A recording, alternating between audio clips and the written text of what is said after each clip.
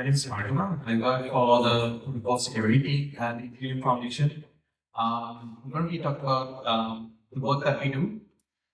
Essentially, it ties two threads together.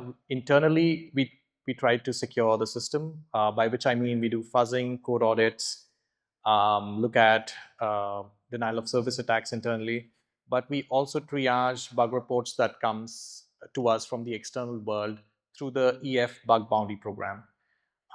So this talk is about something that ties these two threads together, um, which I'm going to be talking about.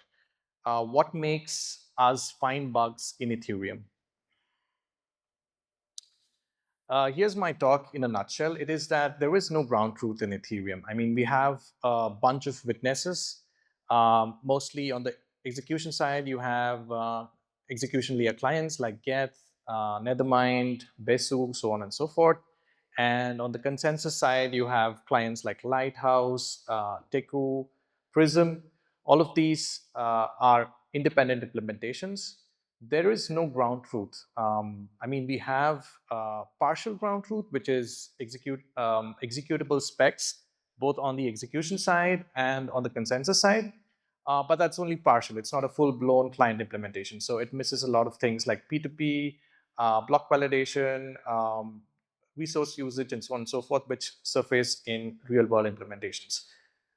So the core of the talk is, how do you secure a system which does not have a ground truth? That gets to the definition of what a bug is. And in this setup, a bug is nothing but a disagreement. So once we have the working definition of a bug, we can essentially take it further. So Ethereum bets on client diversity, by which I mean more the better.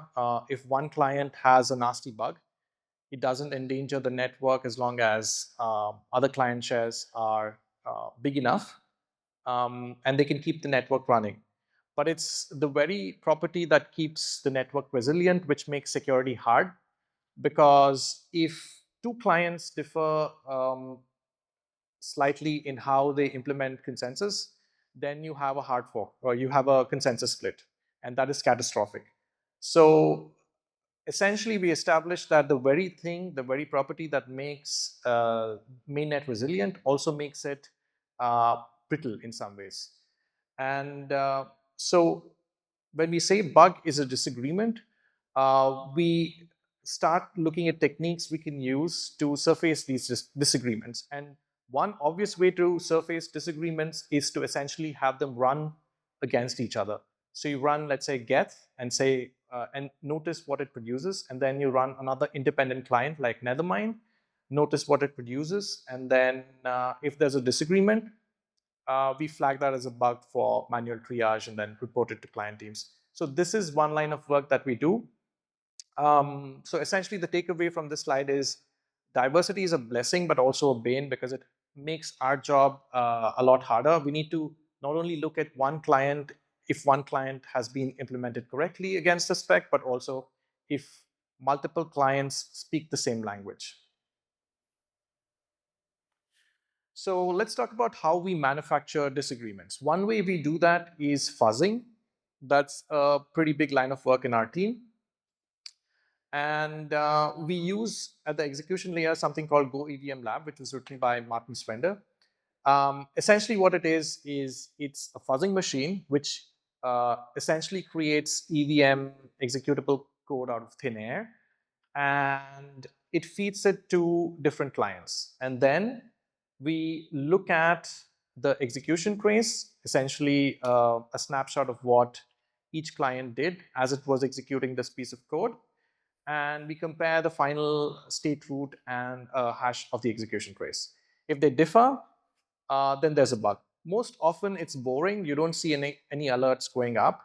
But occasionally, and I'm going to talk about it in the next slides, we do see disagreements on production line, not production line code, but tip of master, so to speak.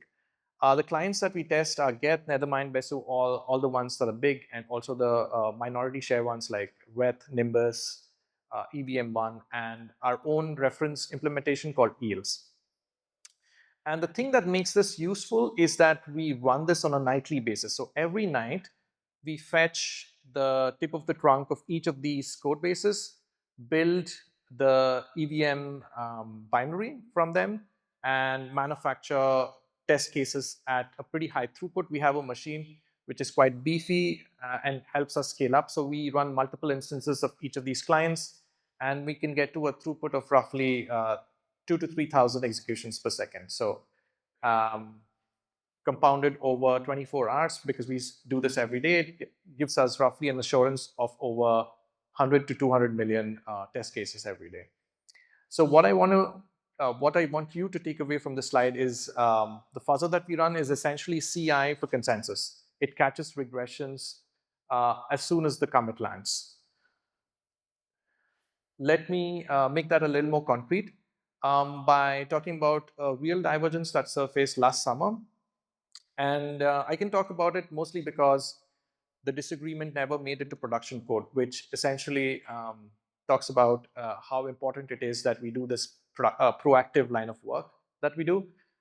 So this happened during Osaka Folk Prep last summer. Around July, one of the clients, execution layer clients, ships a new BN254 precompiled backend. And the bug was that this backend silently accepts curve points that are not on the points that are not on the curve and silently reduces them modulo n, which shouldn't happen, which didn't happen even with this client in the past, but that was a regression.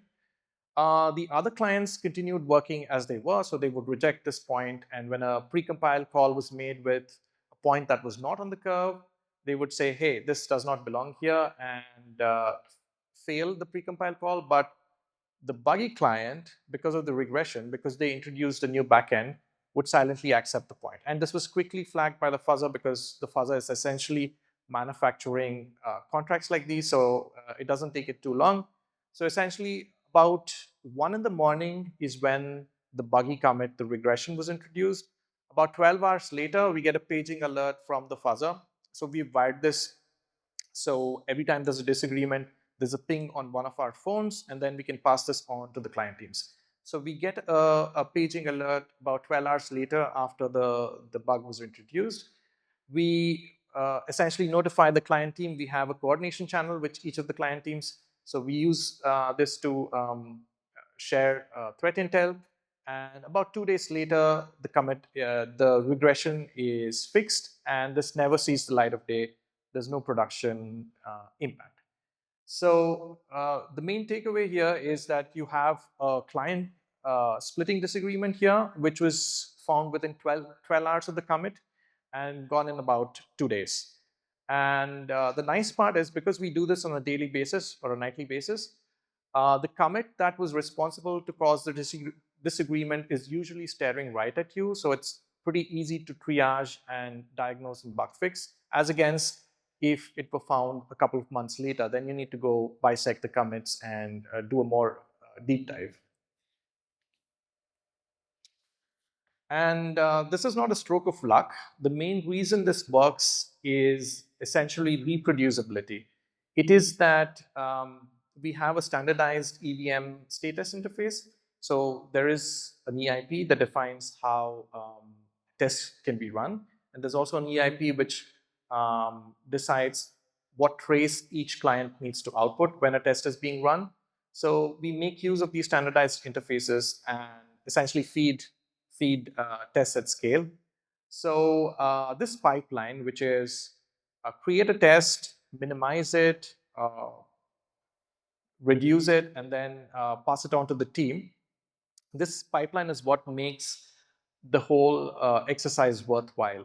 And when we send a report to the client team, it's not a vague AI generated report or something. It's a file which they can run at their end, and that should produce the same output that we got, and the reason we got a paging alert. So it is reproducible and easy to work with.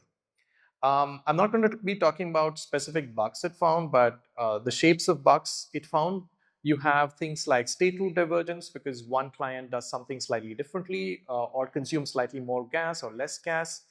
And you have essentially with new EIPs that are implemented like 7702 set code transactions, which came with the Prague hard fork, you have edge cases which turn into bugs.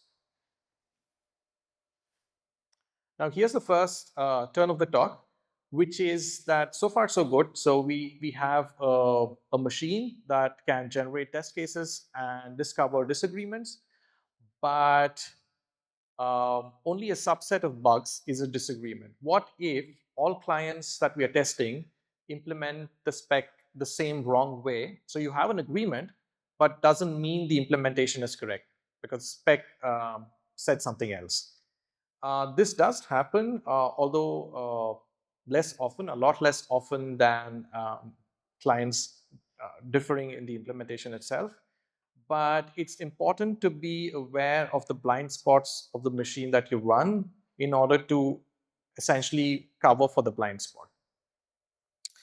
The other blind spot, so to speak, is networking attacks. So far I talked about how we fuzz the consensus core engine in the execution layer side, but then there are a whole bunch of attacks which use networking as a medium to either cause denial of service by amplifying resource usage in the client side, or in more serious scenarios by crafting a block which would lead to a consensus split, or bring down a bunch of nodes during block validation. These have happened, and these are known blind spots of the fuzzing machine that I talked about. So we are a team of close to 10 people. So the fuzzing I spoke about in the last few slides is not the only thing that we do. There are people looking at networking side attacks, resource amplifications, and so on and so forth. And we also run AI agents internally to look at new threat surfaces. So the main thing I want you to take away is that the oracle that I spoke about, Go EVM Lab, is blind to the most nasty bug, so to speak, which is all clients agree but agree wrongly. And also that we have deficiencies on the networking stack, and we have colleagues in my team who are looking at it, exactly these blind spots.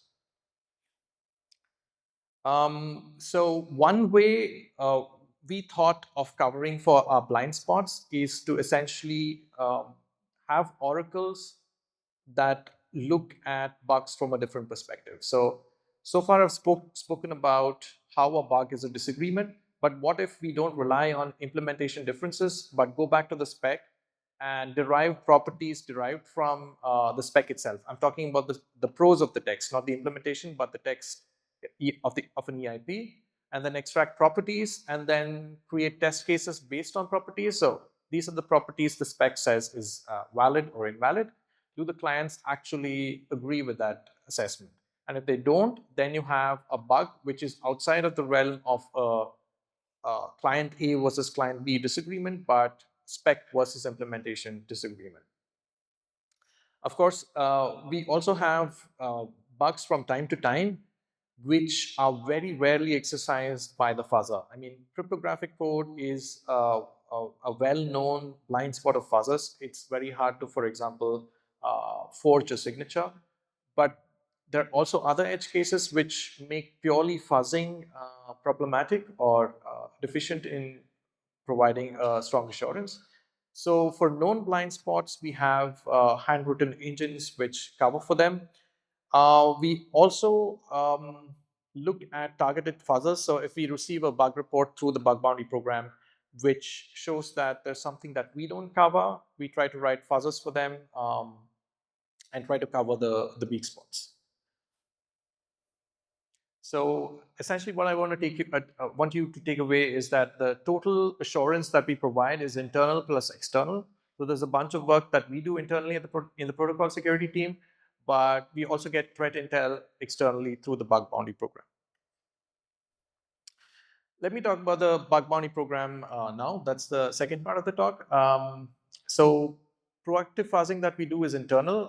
Of course, there's a bunch of other stuff that we do. Then there's this external line of work, which is the Ethereum Foundation bug bounty program. Essentially, the intake is, it used to be a Google form, but AI changed everything. So I'm going to talk about that in the next slide. So it's essentially a form that an external reporter submits. Now we require them to burn a certain amount of money, about $10, to submit a bug bounty report, because we noticed that pre-AI and post-AI, the channel has been flooded. So it simply was too hard for us to manually triage this quantum of reports. So they do a small burn and send us a bug report. And then we try to essentially deduplicate it, make sure that it's not a known bug report from the past. And then the most critical part is actually reproducing what the reporter claims is true. So for example, if they say Lighthouse has a denial of service attack through this P2P networking vector, we need to actually make sure that what the reporter claims, for example, an 8 gig node coming down in 20 seconds is actually true before we can report it to the client team. So this is one of the most important things that we do as far as POCs are concerned, that we get externally. And I'd like to make this point that we are broad. We're not specialists. The people who know the bug inside out and the fix are the client developers. But our job as generalists is to amp up the signal to noise ratio. So we are the interface between external bounty researchers and the client teams. If we simply pass on every report that we get, then it's going to be really noisy, and it's going to lead to this problem that the client teams are simply overwhelmed with a lot of bogus reports, and even the genuine ones get shadowed. So we are the middle people, so to speak, who are doing the triage, severity assignment, and handing a small subset of high quality reports to the client teams. Now, here's the second turn of the talk. What happened post AI was quite essentially that we got a massive chunk of reports. So we used to get maybe 3 to 4 reports a week pre-AI. And then we started getting like 60 to 70 reports every weekend. And a lot of it was AI generated. So people would spin up agents and simply report things that these agents found, which may or may not be true. A lot of it was AI slop, claiming that it could bring down the network, which on closer inspection turned out to be false positives. Now, imagine you're dealing with 10 to 20 reports every day, and it's simply not possible for a small team like ourselves to be dealing with this quantum of reports. So essentially, we used AI against itself. So we also have AI swarms internally, and my colleagues have taken this a step further more recently, and we have a close to a semi-automated to full automated pipeline from the intake of a bug report to triage, severity assignment, and passing it on to the client team. So essentially, AI rates and reproduces the flood that AI creates, but a human breaks the tie. So we sit in between. We don't simply pass on a report if it is approved by AI. We sit in between. We know how clients work. We are generalists, so to speak. We try to reproduce it. If we can reproduce it on the machine, then we pass it on.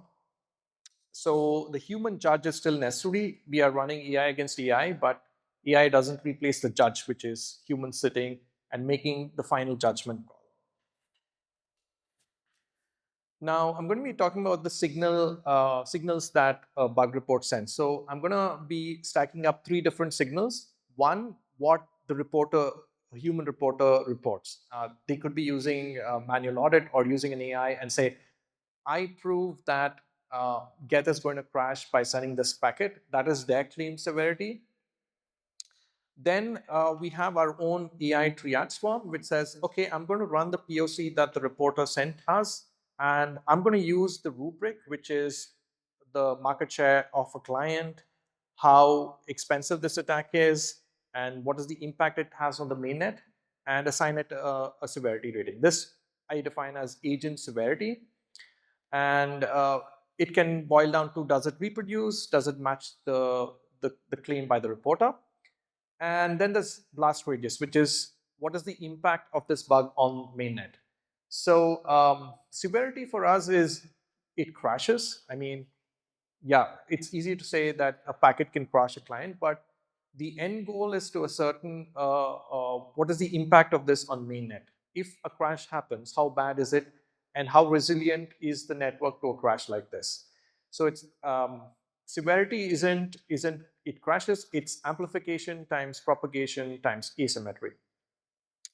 For example, we had a recent report which claimed that there was a denial of service against a major client, but we found that the attacker needs to do as much work as the client does. So it's a 1:1 work, which quickly downgraded the report from a medium to an info.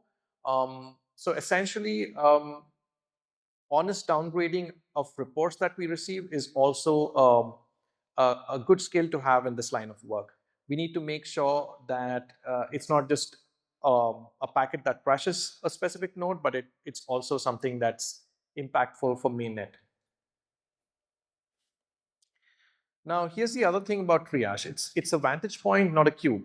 What I mean by that is triage of reports from a bunch of researchers around the world gives us a very high level view of bug shapes about what is going wrong today at a very high level. And we can use this info internally as well to improve our own assessment of clients, which we do on a timely basis.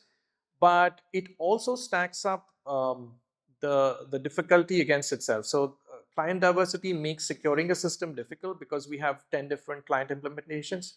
But if we get a bug report that affects, let's say, Lighthouse, we can use the same shape of the report and query if the same bug exists in Teku and Prism. So this gives us the same tools to look at different implementations. So what makes client diversity tick can also help us in our favor when we look at bug reports. So I'm going to synthesize the talk that I've given so far. Essentially, it is that we do 2 lines of work in the security team. We do internal fuzzing, code audits, and so on and so forth. And we do bug bounty triage through the EF bug bounty program. And one thing that ties these 2 threads together is that bugs are usually disagreements. It could be between 2 client implementations, or it could be between the reporter, the AI that we run, which triages a bug report, and the final ground truth, which is judged by a human. So we can use AI to essentially scale this process up. So if we know bug shapes, we can run agents to find more bugs of the shape. But we cannot replace the human in the loop because the ultimate decision how this bug impacts mainnet requires experience, requires broad expertise, which I feel at least state of the AI, art AI does not have. So yeah, 3 main takeaways are: a bug is a disagreement. A green check mark doesn't mean that everything is okay. We need to look for blind spots. So build oracles that also help you catch blind spots. And finally, AI scales witnesses so you can generate more bug reports confidently, but it also requires a human in the loop to finally be the judge of what is problematic and what is not. Thank you.